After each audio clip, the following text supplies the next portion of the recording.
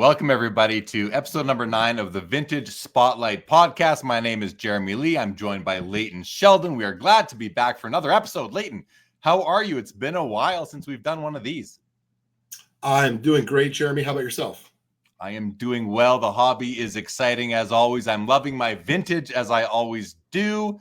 And I'm excited for this episode. We have a great guest. We have Chris Trout joining us today on the episode. We're going to bring him out in just a moment.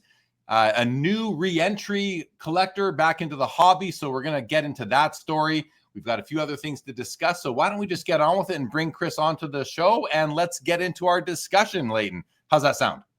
Looking forward to it. All right. Chris Trout, welcome. Welcome Thank to you. Welcome to Vintage Spotlight. It's good to have you. How are you today? It's great to be here with both you, Jeremy and Leighton. It's just a true honor. A couple of years re-entry back into the market. So awesome. Thank you. And you know what? I thought to myself, Chris, it would be really interesting for the Vintage Spotlight audience, listeners and viewers of this show to hear the perspective of somebody who's kind of come back in recently and is taking the hobby seriously, really enjoys it. And I want to start by asking you, Chris, what was it that prompted you to get back into the hobby and how long were you out of it for? Yeah, so Jeremy, maybe I'll take you back. So 1984-ish, what I remember. It was the 1984 Fleer set that I actually bought the set. My parents did, but I was 11 years old at the time, and I just remember just loving the baseball card side of it. And I did that from 1984, I think, until about 1990. That's what memory serves me. I've got a couple of different things that I can check dates. And then I would just say it's kind of the classic I've listened to a lot of podcasts and I've listened to a lot of people as I've gotten back into the industry. Most everybody's story is very similar. You start young, 10, 11, you get out, usually high school. I went to college, ended up getting married, had a son, and parenthood, career, all that kind of stuff just, got in the way. And then went back into it about 2 years ago. And it was opening up a couple of boxes that had been in our attic for a little bit of time. And there it was. It was 2 boxes of all my baseball cards, memorabilia. And I just started opening it just to see what was in it. And then I'm a learner. So I like to research. I like to dive deep. So I started researching some of the cards.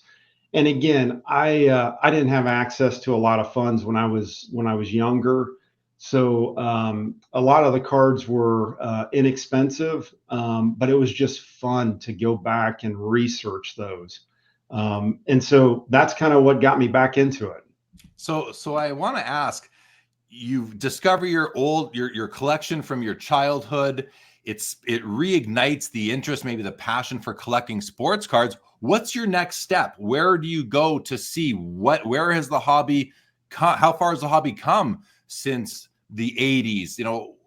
How did you go about getting yourself up to speed, if you will? Oh my gosh. So I'll tell you, when I left it, or what I remember, a lot easier back then compared to now. But I just jumped in and I just went wild. I was looking at modern, looking at 90s, went to vintage. So I was all over the board and just kind of dove back in. What does that mean, diving back in? Are you buying Beckett magazines? Are you watching videos on YouTube? Are you going to your local LCS? Are you going to card shows? How does somebody who's coming back into the hobby after so many years, 2 years ago, how do you jump back in? What are you actually doing to jump into the hobby? Yeah. So I did start going to card shows. So that was one of the first things I did. Again, as a learner, I just started reading and listening to podcasts and YouTube videos, getting into that side of it. I'd say on Instagram, when I got onto Instagram with this focus, there's a lot of modern. So you kind of get drawn to that side where modern and it's a lot of flipping. So you think that's kind of what the industry has turned into. So I was trying to learn that aspect of it. Actually connected with a few folks just to learn a little bit more on that side. But here's what I would say is it took me about 5 or 6 months. And again, this was about June of 23. And I got that all out of my system because it was just all over the place. And I couldn't keep up from down, side to side. And that's when I had to narrow the focus and really just try to bite size this industry because I tell you, as a person has come back in, it's overwhelming. Yeah. Yeah, and if you don't have a narrow focus, you don't know where to go. Yeah. And that's the big thing. Leighton, in all of your travels as a professional baseball card treasure hunter, you come across all sorts of collectors or families of collectors.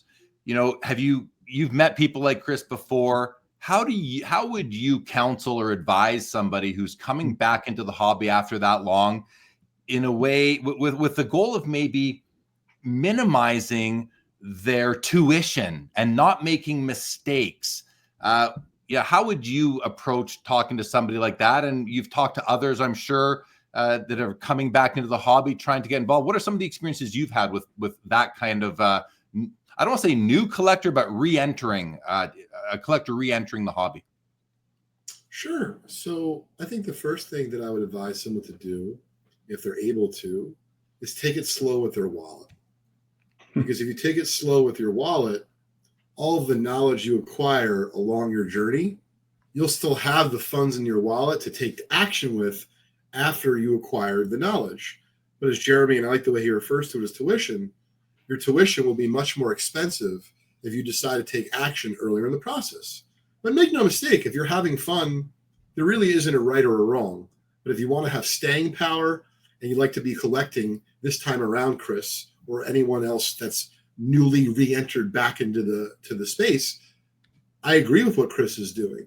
I would take my time. I would look at different resources like podcasts, others like to read.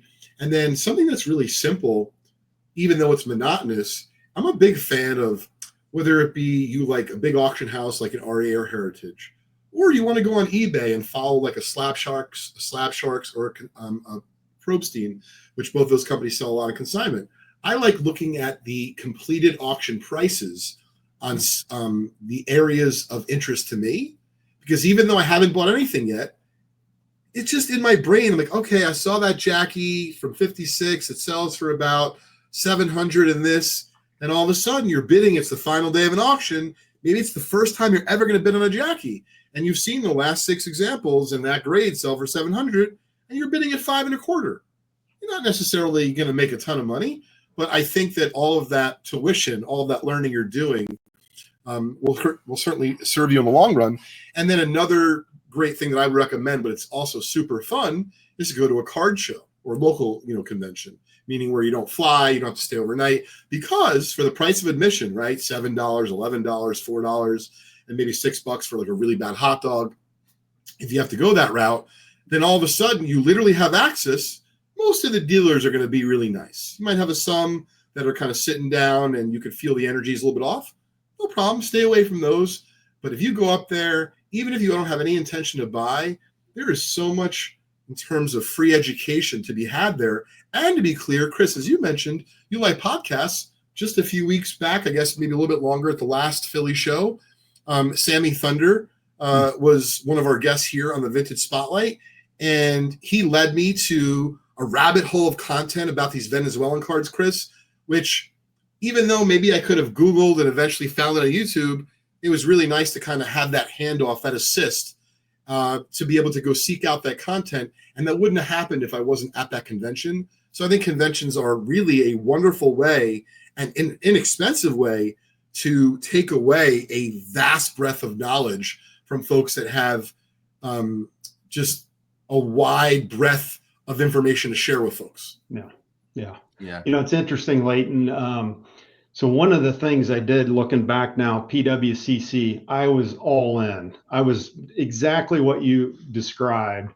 I was out searching, looking, and on their auctions and their buy it now. So just trying to work through and understand market. Looking back, one of the things that it was okay. I was able to do this. I went to the Dallas Card Show March last year, so it was probably 8-9 months into it. Man, I'll tell you what, that was overwhelming.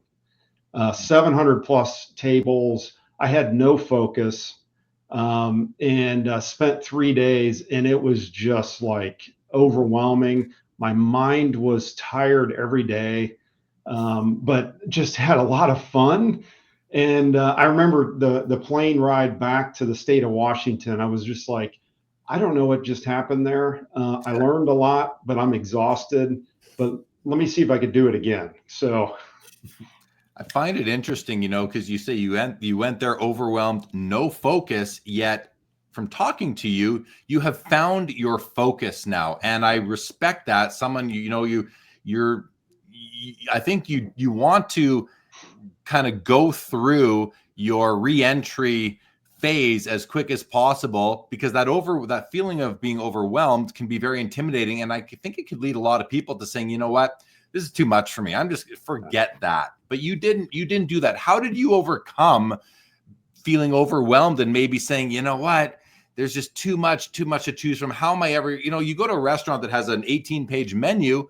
I prefer to go to a restaurant that has 5 items for me to choose from, and then I don't have to sit there stressing about my decision. How did you get through that period of being overwhelmed and no focus to finding focus? Yeah, I actually took it back to the beginning. So I just remember, again, 84 or 86, not sure. I remember going to card shows then and just drawn to the vintage, 1955, 1956. I mean, that's what attracted me back then. I wish I had some of the cards that I had bought, at that time. But I kind of went back to where my interests were at when I was, 11, 12, 14 years old. And then I'm a researcher. I'm a learner. I love to go deep on topics and items, and watched a podcast on T206. And I think the thing that's interesting, a lot of complexity. I mean, you talk about overwhelming. So what I wanted to try to do is break it down in my own way, in my own terms. So just a quick story. I'm really attracted to Old Mill because that is the road my wife lived off of when she was a young person. And so just that little nugget just kind of took me into Old Mill. Polar Bear. That is south of the actual factory is south of where I grew up. Huh. So those two connections, I ended up going into that, kind of did a little run on Polar Bear, Old Mill, but not very focused. So I was just buying cards. And then as of the last 2 months, I've really narrowed it. I'm actually doing T206 Hall of Famers, non-portrait. So that is 44 cards. It's interesting. I do a lot of math. It's 572 combinations, but the easiest thing for me is just 44 cards. It's simple. It drives out complexity, and I'm loving that journey. I just want to say to you, Leighton. I mean, have you ever come across anybody who has approached a vintage collection or the T206 collecting from the non-portrait perspective? It seems like the portraits are often the preferred version. And here we have Chris, who is preferring the non-portraits. Of course, we want to ask Chris why, but but to you, Leighton, have you ever come across this specific approach before? Or is this your first time hearing about it? I've heard this kind of approach before, or variations of it. And it really supports not just what Chris is saying, but what others have said, there's a reason why the set is called the Monster. So it's really, really difficult to slay. And on top of which, even if you have the money, it's really, really difficult to slay. So I like that you have a niche and a focus. And of course, as Jeremy was alluding to, I want to know how you arrived at getting rid of the portraits, which, as Jeremy alluded to, for a lot of folks are the most attractive cards of that particular player and generally the most expensive. But we'd love to hear from you as to how you chose the non-portrait Hall of Famers. I think for me, it's just the portraits are very sterile. And so it just, to me, it's like there's no kind of pizzazz in it. And I'm naturally drawn to having more than just somebody just standing or sitting there in a very fixed position. It's the same position. The only thing that changes is really the background, but just having in the card some sort of action. And again, if it's bat on shoulder, you can imagine what's happening with the bat. If pointing finger up, what are they pointing the finger up at? What does that mean? So it allows my mind to really have, from a curiosity standpoint, what is happening when that shot was taken, and that was really put on cardboard. That's really what has attracted me to it. I think also now understanding it, because I'm diving deeper, I realize that it's not common, which is surprising to me. I'm not sure why, but again, I started looking at it. I was telling Jeremy a while back, the stars align. So there's 44 cards. My favorite number is 4. And as I started thinking about it, I'm like, okay, this is the journey I need to be on. Who knows how long it lasts? I've got a lot of combinations.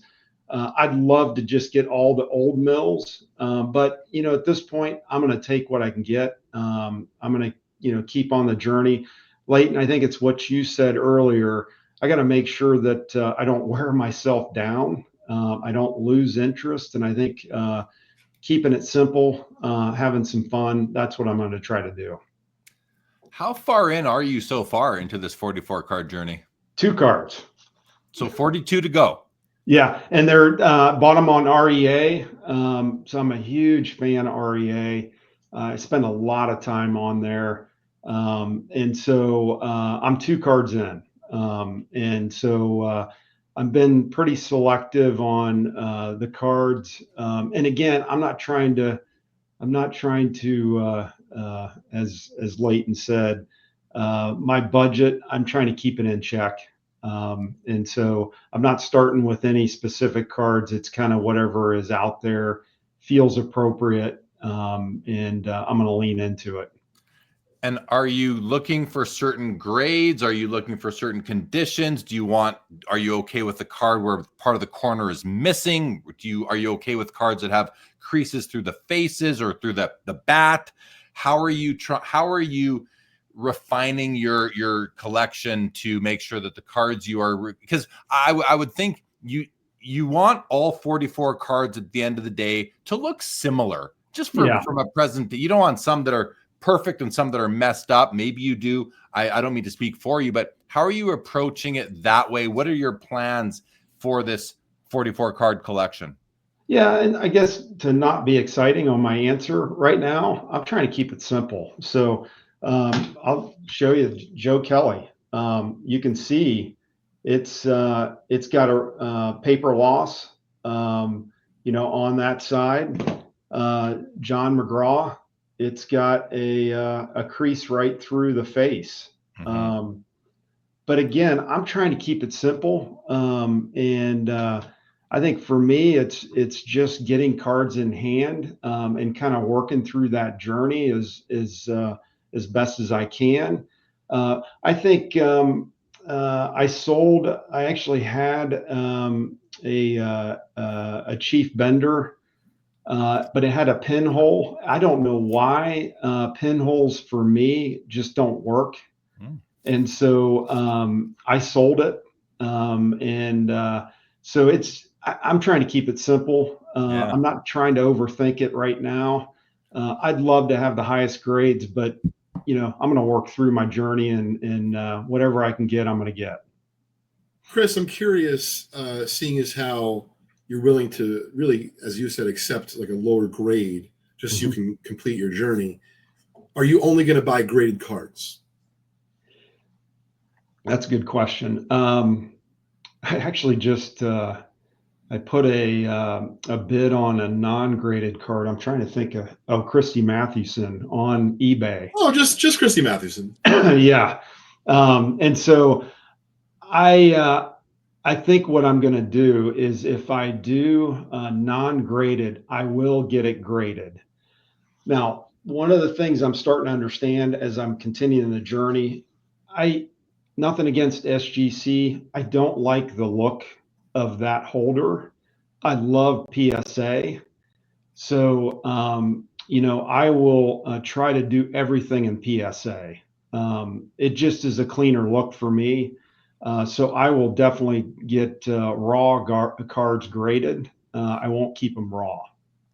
Well, it's interesting you brought that up, Chris, because of course, there's some people who are very, loyal to SGC. Yep. But the reason or the angle that I'm going to take actually, and I'm glad to hear that you're comfortable enough to buy ungraded cards. So I think what makes the T206 set so wonderful is if you're collecting it the way that you do, you actually might be able to save yourself some money by buying ungraded examples, because if you're only focusing on lower grade, you're not so concerned if it's a 1 or an authentic or a 1.5, but you could do the math. You'll know what the card will cost you to get it encapsulated, what the shipping will cost you. And to be clear, right, just like redemption cards typically sell for less than when actually they redeem them and get them back. So in other words, even though people know how to submit the cards to PSA, you're going to say, wait a minute, he only wants $80 for this. It's only $25 for me to slab it, and yet the cheapest I can buy a 1 for is $150. That sounds like a buy. You might be able to do well for yourself. And that's why I was bringing it up, Chris, because for you and other collectors who are kind of re-entering the space, especially on a vintage lower grade set, if you want them slabbed, buying them raw and then getting them graded might save you a solid 15 to 30% over the duration of your journey. Yeah, that's a good point. One thing, Chris, about that, and I want to ask is, you do at that point risk purchasing cards that were trimmed and or altered. So that's fine. But what happens if you do that? You send it to PSA and they slab it and they send it back to you with the, evidence of trimming or altered. Are you going to be okay with that? Is that welcome into your collection? And that's the part that, I'm sure I know I'm going to learn along the way. I'm trying to reduce risk as best as I can. I just don't have the eye. I've not been in it long enough. So that's the watch out for me. So I'm putting myself out there right now on this Mathewson card, but I have looked at it from what I can tell. Kind of really, I focus on below the name just to make sure that the name's not real close to the edge, and best I can centering of that. But I'd say that's the one watch out for me that I'm just not sure of. I'm sure I'm gonna miss it. And that's okay. You're going to learn from that. If you receive a slabbed card back from PSA with one of those qualifiers, altered or evidence of trimming, whatever it may be, are you going to be disappointed, or are you going to be like, okay, that's okay? Will you you will look to upgrade down the road? Yeah. I'll be disappointed in that. Then I'm going to throw it out there. Sorry, Jeremy, but I wanted to just throw out there. So I would buy it graded then. I didn't understand the direction we were going a few minutes ago, but I don't think the amount of money you're going to save is going to be worth it, especially in a bigger card. I was more thinking, because I looked at the grades you showed, I think that, for the non-portrait Hall of Famers in low grade, I know that market pretty well. They're like $75 to $225 cards. So my point is, I think that you can identify them being real. You may not know if it's trimmed. You may not know if there's an issue with it. And seeing as how you are going to have an issue if it comes back in that, then 100% you should go out and buy 1s or 1.5s, because they're going to be reasonably priced, and then all of your risk is off the table. Yeah, it's good. I think that's good advice right there. especially if you're not going to want those cards in your collection. I also want to say I do a show, and I have a friend. His name is Josh Madigan. He is the host of the Hockey Cards Gong Show podcast, and he, like you, does not like portrait cards. He wants action cards. So you're not alone in that, even though when it comes to T206s, I think majority like portraits. I love that you're going for the non-portraits, because it's also, you know, the pool is less crowded. You know, you're going to be able to get them even maybe more economically. Although I guess, Leighton, so many people are collecting the monster that there still may be competition, but at least you're not looking for 500 plus. No, cards. I agree. The non-portrait, you're going to tend to find a deal or two a lot more easily than the portrait. And I like that Chris keeps saying that he has patience. So if you follow the market and everything's 150, and you see something for 125, you're going to know that was my time to buy it, especially if you like the card. And the other thing I wanted to say, Chris, was I'm with you as far as PSA slab versus the SGC slab. I am not a big fan of the black inlay that they put, and the slab just doesn't stack with other slabs very well. It's bigger. So I'm with you on that sort of PSA slab for uniformity throughout the collection. I like uniformity in my collection as well. So, and then I was going to ask you, you know, when I asked you how far in you were, if I didn't know you were going to say 2 of 44 cards. So I was going to say, have you already started to look past your 44 card non-portrait T206 collection? What do you think you might want to do after? You're only 2 in, so you may not have thought that far ahead. So I'm going to switch my question to, while you are pursuing this 44 card collection, are you also buying other cards that catch your eye for any other reason? Yeah, so I'm gonna completely switch gears here, and so I'm very intrigued on 1961 Fleer basketball. So I am I'm going down that train too, and so that's been kind of fun as well. I'd say the more distant is Type 1 photos. I'm in the learning journey on that. I'm trying to find the resources to really better understand that. But I'd say the near for me is 61 Fleer basketball. And it goes back to the beginning for me, 84 Fleer baseball. You can probably tell my eye is simple. I love simplicity. Give me a square line, a box, and just clean lines. I think 61 Fleer with 84 Fleer baseball, they're, in my eyes, they're the same. And I love it. So, so having fun with, 61 Fleer basketball as well. I love the focus. I love that you know exactly what you want. I think you set a great example for other, mature collectors who are coming back into the hobby, maybe for the first time since their childhood of the 70s, 80s, 90s. Yeah. And I think you do set a good example. Your approach is calculated and focused. So yeah, I think it's great. And back to the raw cards, I want to also let you know, if you're at a card show and you see a raw card that you think might grade out well, but you want to be sure it's not trimmed, that sort of thing, there's lots of people that will be willing to give you a second opinion on that card. The vendor himself, you got to take that with a little bit of a grain of salt, unless it's someone like a Leighton Sheldon, and there are other guys out there who are going to be very honest with you. But don't hesitate to take it to a vendor or a dealer who you have come across before. Maybe Leighton's there and he'll have a look at it for you, sort of thing. I think the community generally is very supportive of one another, especially of a re-entering collector like yourself. We, the hobby, want to keep you in the hobby. We don't want to lose you. We want you to be a part of the community. And so don't hesitate to ask for advice from vendors that you feel you can trust. Leighton, is that something that, like, I'm offering your services, Leighton? Feel free to take that back. But what are your thoughts on that approach for Chris? No, listen, I think that it's something that makes a lot of sense, Chris. I'd be happy to help. And I wanted to just kind of throw out a very short story here of something that happened recent, where someone who watches both Jeremy's show, Sports Card Live, on Saturday nights, as well as he enjoys the Vintage Spotlight and my podcast, Trading Card Therapy, as well as other podcasts in the space, he reached out to me, and initially I didn't really quite know the direction it was going. But Chris, really, he's someone like yourself. He is someone who used to be in the space, loves sports, is re-entering, but like you, very methodical and very focused. And so he asked me, for example, I'm looking for maybe a Jackie Robinson card or a Willie Mays card. And, maybe I take for granted that I get to go to all these conventions, I bid in all these auctions. So he's explaining to me that I don't have that good fortune, but I want to get a really nice such and such. Would you be able to help me? And I really appreciate his approach, much the way that I appreciate your approach, Chris, because it's very easy to go, especially if you have a few dollars in your pocket, and just start throwing things around. And of course, as you mentioned, you were overwhelmed in Dallas and with certain parts of the T206 set.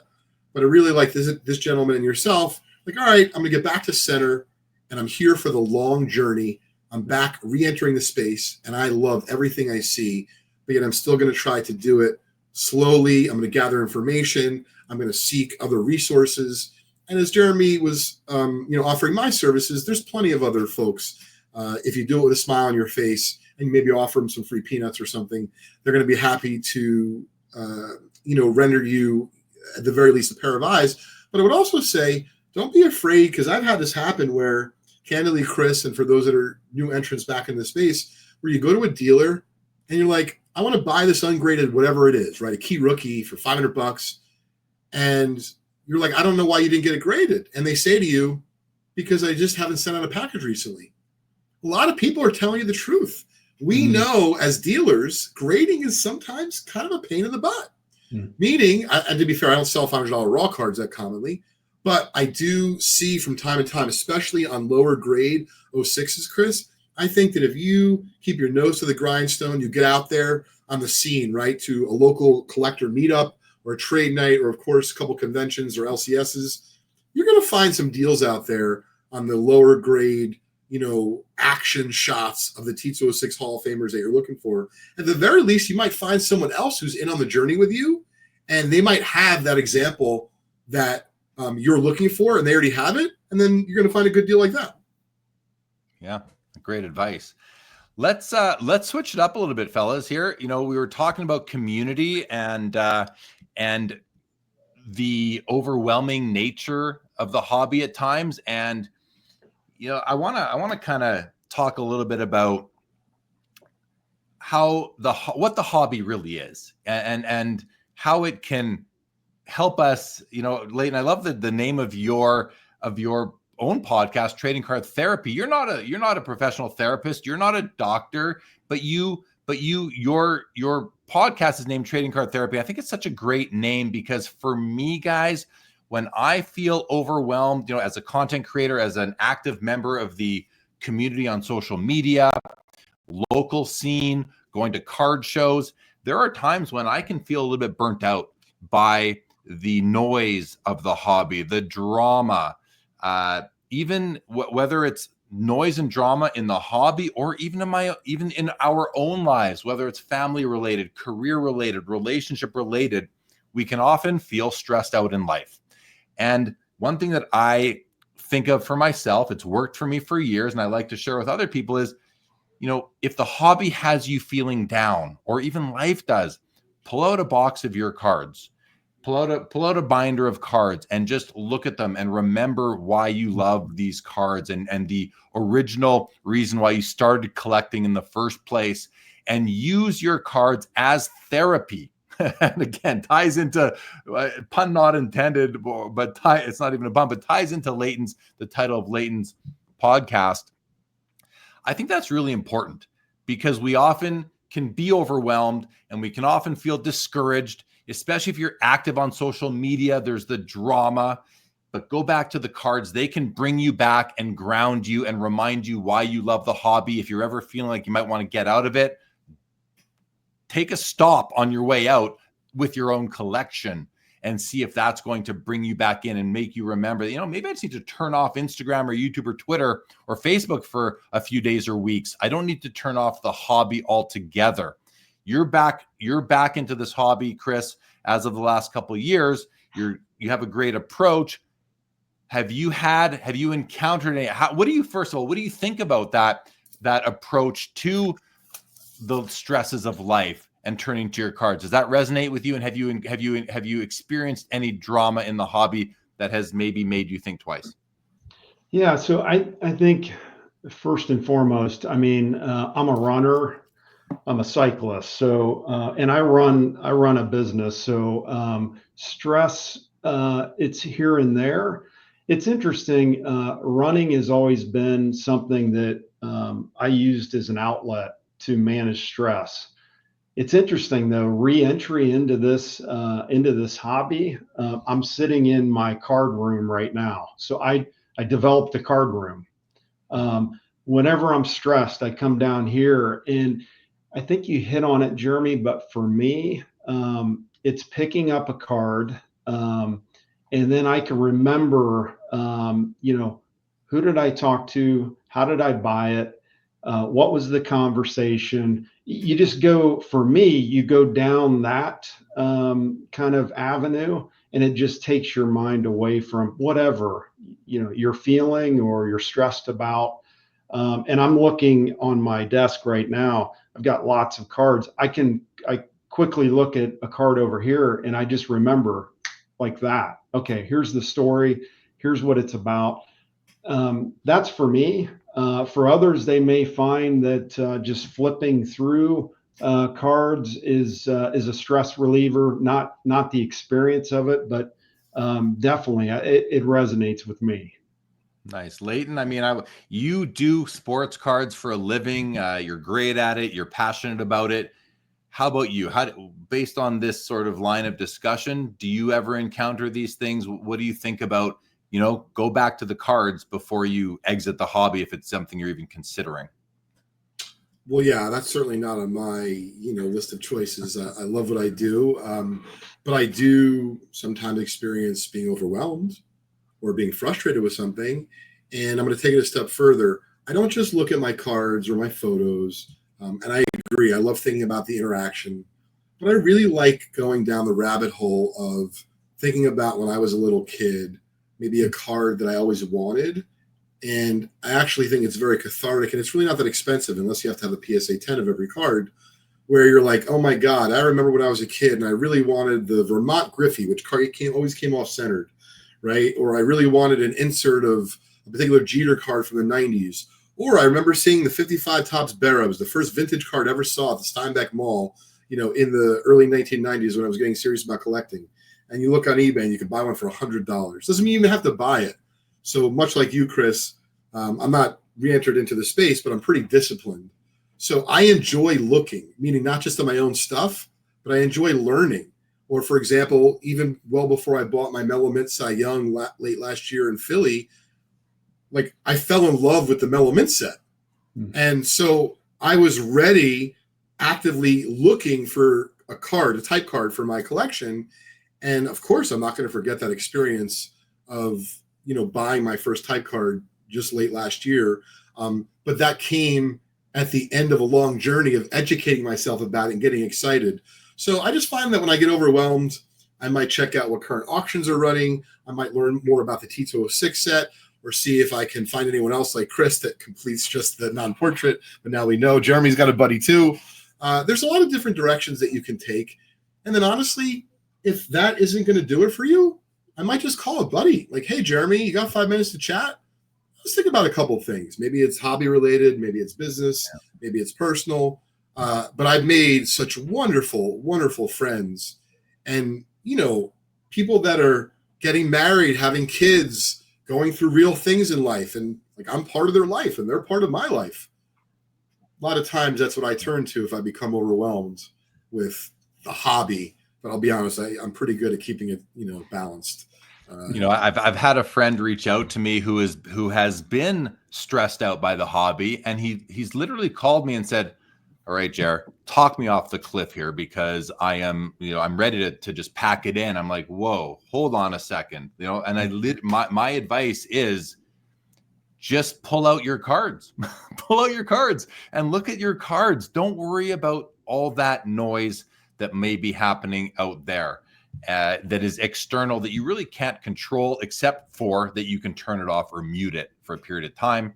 And so, that's kind of the message that I have today, is because a lot of people that are going to listen to this or watch this, fellas, are people who are out there on social media. They're watching various podcasts or hearing various opinions from people, whether they are, more of a negative spin on the hobby or a positive spin on the hobby, whichever it is. Some people are, they've had enough of whichever.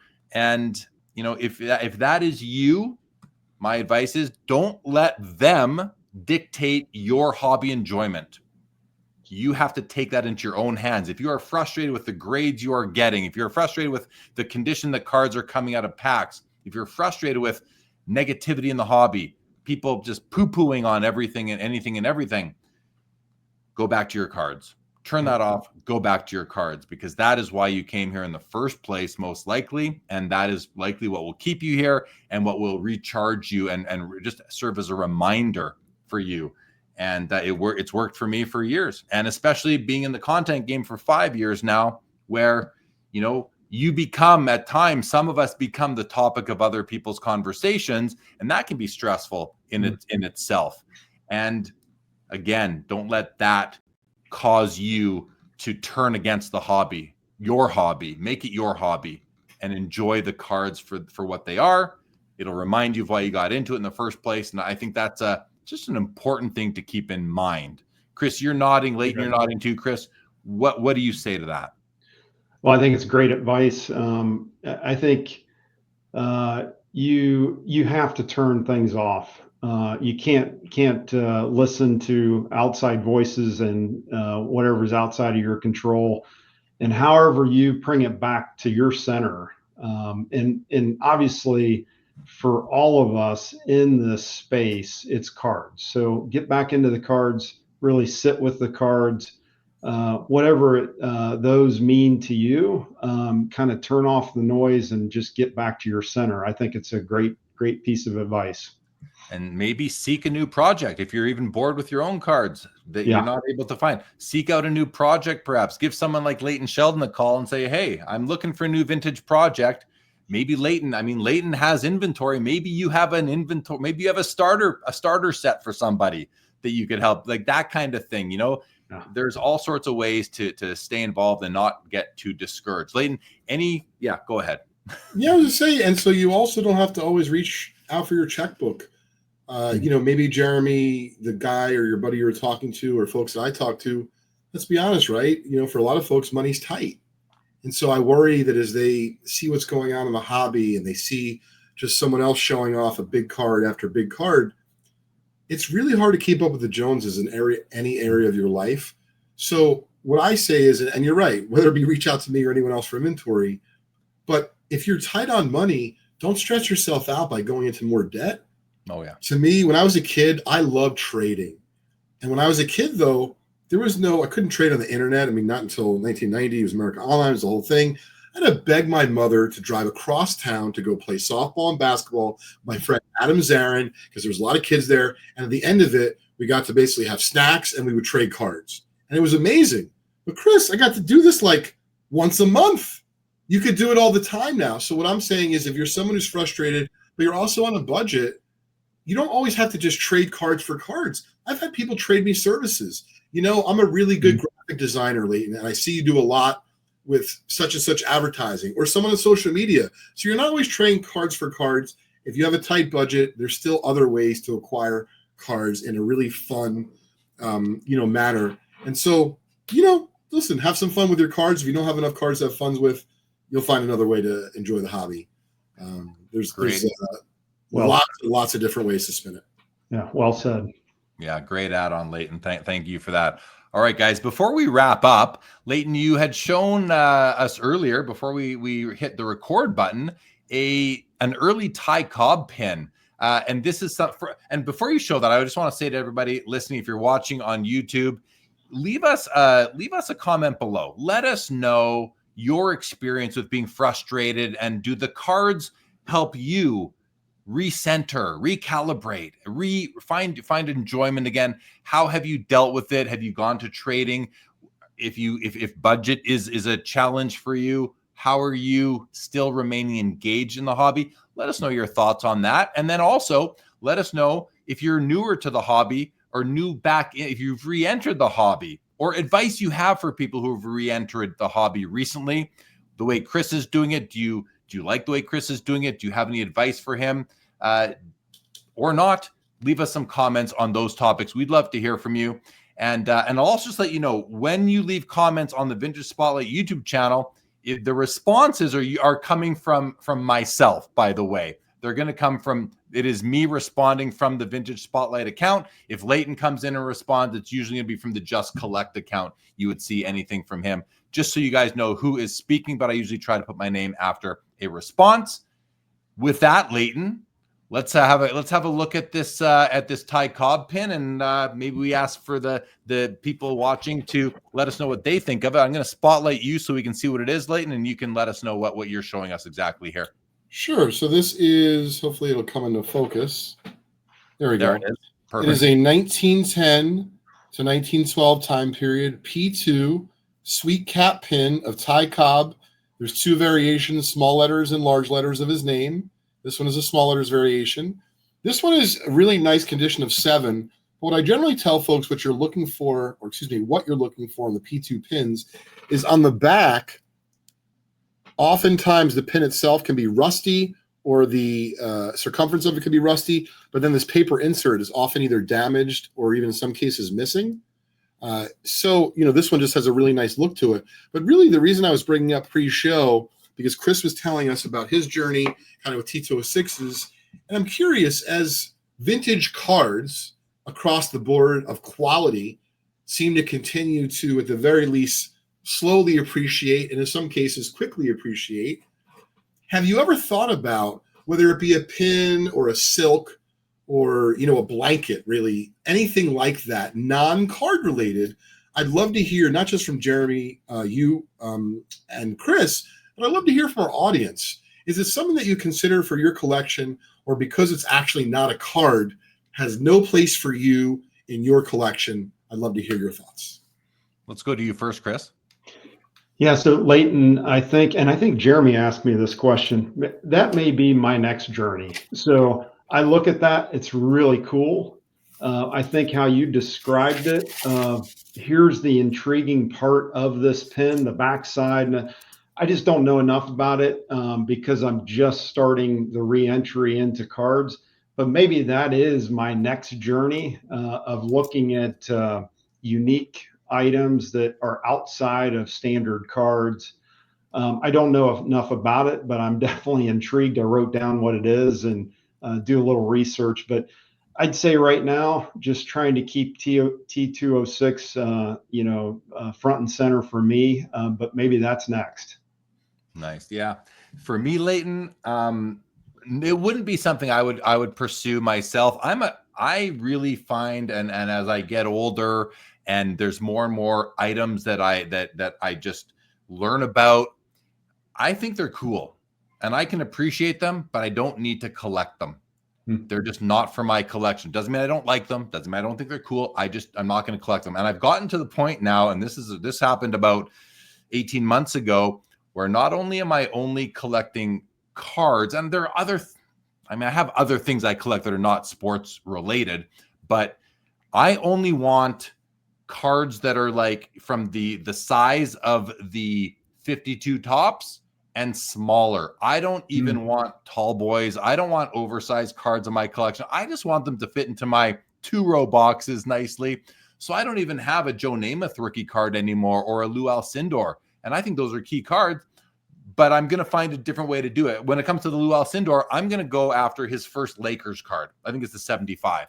That's how I'm going to get Kareem into my vintage collection. I don't know what I'll do for Namath yet, maybe a second year, but that's, for me, I'm really focused on just cards, even with, and I collect modern too, booklet cards. No booklets in my collection. I don't want any booklets. They're oddballs to me. They're not even card. I collect cards, not booklets. And I don't mean to I'm not putting down, there are booklets out there that are beautiful. There are oversized cards that are beautiful, just not for my collection right now. So I think that's a really nice piece, and I really value the historical significance of it and the story behind it, and it's cool, and I would love to look at it. I just wouldn't buy it for myself, but I think it's interesting. So that's me. And Chris, I mean, you also are into you mentioned the Type 1 photos earlier too. So you are already kind of meandering your way out of just cards. You're open to the prospect of this Ty Cobb pin and the set that it came out of. And I think it's great to be open-minded. And again, I really have to stress that just because it's not something isn't for my collection, and this I'm speaking in the I think it's the first person, but it doesn't mean that I don't like them. And that's a key message I want to make sure I'm clear on. But I think it's a great item, Leighton. Really cool. Is that a personal piece? Is that a piece of the business? What do you plan to do? It's inventory for the company. Yeah. And listen, personally, I'm certainly not going to disparage my own inventory, but if I'm being candid, it's not something I collect either. But I don't feel as strongly as you do, Jeremy, about my cards having to be a certain size. But I've heard that before. I've literally heard people say, I don't want tall boys in my collection. And I'm like, no, but they're not that tall. I'm never trying to convince them. And they're literally not, they're not disagreeing with me. They're just saying what you're saying. Yeah. I just want simplicity. I just want them to fit. And for whatever it's worth, because we could talk here, I'm sure, for hours, gentlemen, I actually believe that on non-standard, forget about the Cobb pin, but on cards, on a non-standard size card, I believe there's more people out there, Jeremy, than you and my buddy that actually just don't want to own the Namath rookie or the Jabbar, not because they're bad cards, quite the opposite. They're awesome cards. They're great cards. But they're an odd size card, and they don't want them in their collection for that reason. I mean, they're not going to complete the set. They don't need the tall boy cards. And what I always tell that my buddy of mine, please, I'll take them all at 50% off, and I'm happy to do it. Yeah. I also love unopened packs. I do collect unopened packs. That's a separate, not a card. I don't consider it my card collection. It's my unopened pack collection. And for packs that are just not out there or I can't afford, I would consider wrappers. So that is where I will provide an exception to my open side item rule. But as far as cards go, that's where I land. Guys, I think we're going to wrap this up. This has been great, Chris. I want to, first of all, thank you for taking the time to join Leighton and I here on episode 9 of the Vintage Spotlight podcast. You're a welcome addition, of course, to the hobby and to our content. So thank you for the time, and just good luck with your pursuit of those 44 non-portrait Tito 6s, your 61 Fleer set as well, and any other projects that you decide to pursue in the future. Good luck to you on those. Well, thank you. I appreciate it. True honor. So, and that's, you said it. That's why I chose the Instagram handle that I've got, Pursuit Sport Cards, but it's The Pursuit. And so that's, The Pursuit is what I'm on, and I'm having a lot of fun, and I truly enjoyed the conversation. Thank you. Thank you. So did I, Chris. Really appreciate you joining us. Yeah. All right, guys. Well, Leighton, this has been fun, as it always is. Guys, thank you for joining us here on the Vintage Spotlight. If you're not subscribed to the YouTube channel, please take a moment to do so. If you're listening on podcasts, we greatly appreciate it. This is available on Spotify, Apple, wherever you do get your podcast. Please leave a rating review. Please subscribe. Again, we are super grateful to everybody who has accepted the Vintage Spotlight into your content rotation. With that, everybody, have a great rest of your day. This episode of the Vintage Spotlight is now complete.